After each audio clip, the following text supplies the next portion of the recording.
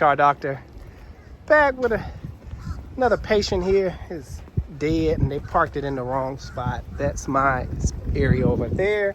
They parked it over here. I think tow truck driver dropped it off right here. No biggie. It's a 2014 Journey. Had to bring out the jump box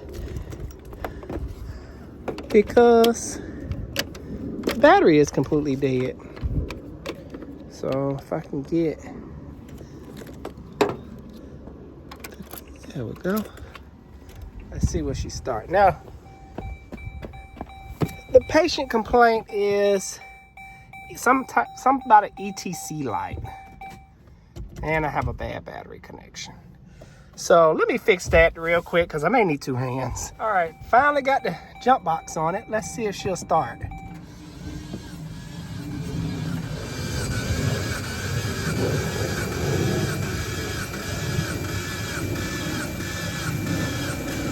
All right, I already know what that is. She has a blown head gasket. The reason I say that, I'm about to show you why. When I looked under the hood, I noticed the housing, the side housing here, which are notorious for cracking, is brand new. And then it's a puddle of coolant down here. So that indicates that, you know, they don't run this vehicle hot. And I take a whiff inside the radiator cap, hit me the reservoir filler neck. It smells like combustion gas. So let me try it again. Sometimes a little trick to starting blown head gasket cars, you can remove the radiator cap and it won't over pressurize itself and it will sometimes start up. But the way this one sounds, it's not gonna start.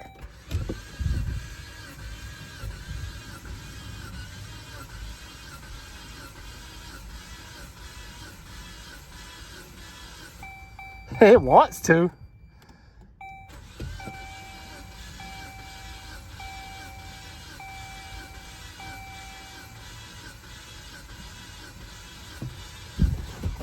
All right.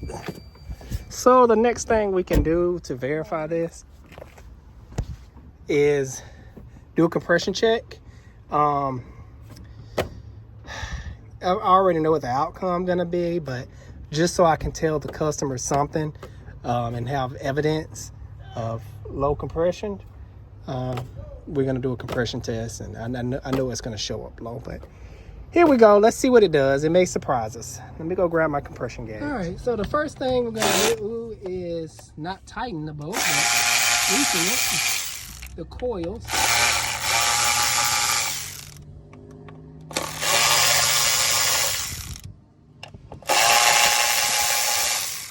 Got all those loose.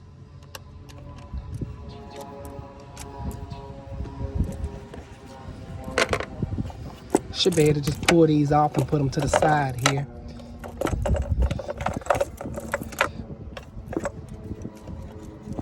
Nope, not this one. I'm gonna have to unplug it. There we go.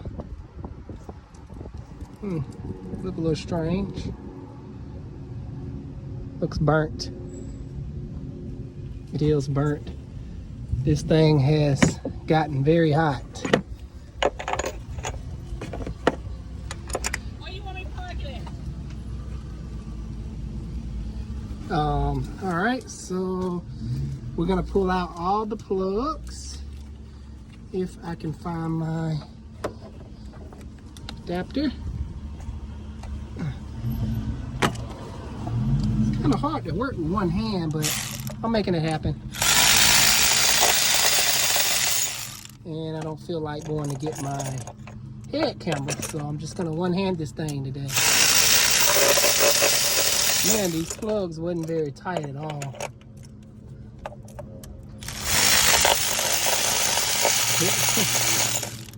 I'll be surprised if that's, I won't be surprised if that's the problem. As you see, I'm using a little quarter drive. All right, so I'm gonna take my coil.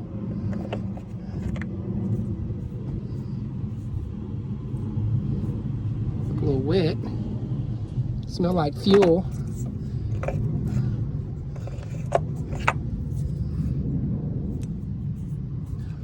All right.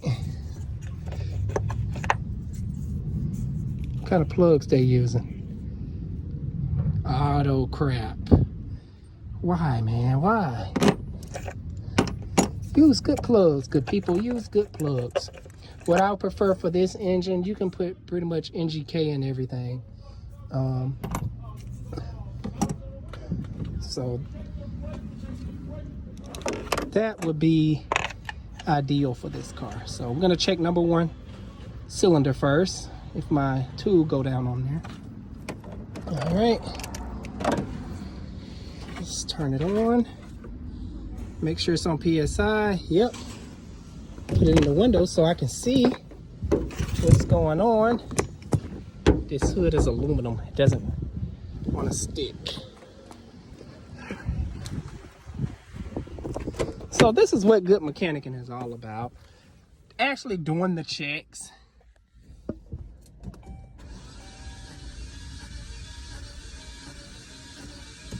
All right, 60 PSI is not gonna start a car. All right, stop turning over. So, yeah, 70 PSI is not gonna start this car. It at least need to be,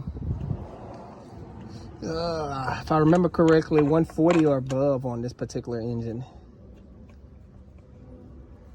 That's good, healthy compression. All right, let's check all the rest of them. This head gasket is definitely shot. When the head gasket blows, it's no longer able to seal the combustion chamber, and you lose pressure. Like on this cylinder, it's 10. Wow.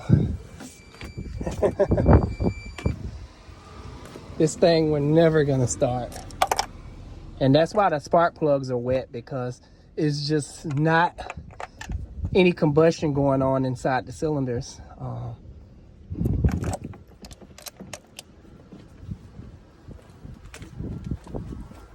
Back and forth, back and forth. All right, so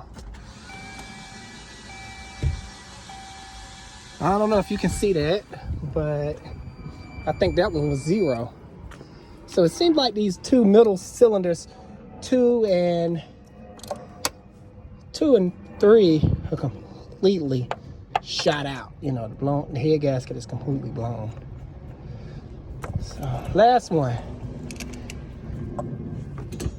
Then I get to tell the customer they need a new engine, or take it somewhere where they'll do the head gasket for them. I don't do head gaskets no longer at my shop because I've had a lot of running in with bad machine shops, and of course, you know who gets to blame? Me. Killer. Polo. That's my neighbor's dog. He's a big baby. So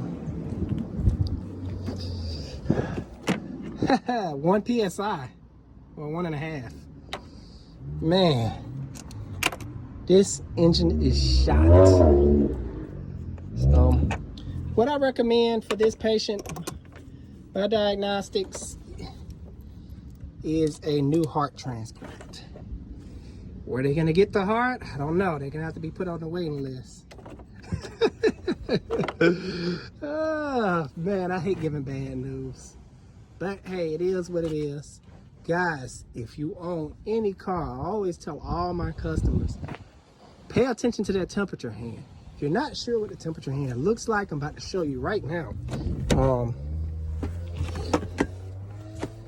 This, come on, focus.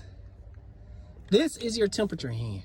You have this like little sailboat looking thing, and normally it hangs out around the middle or slightly leaning towards the coal, some like right behind the middle.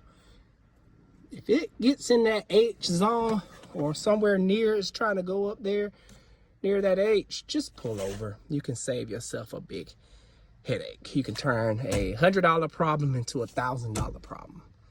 So that's my diagnostics. Hope you enjoyed that quick walkthrough today. Unfortunately, like I mentioned before, I'm gonna have to give this customer some bad news. It's just part of the job. But I hope you guys learned from this. Until next time, Alex Car Doctor out. See you guys on the next video.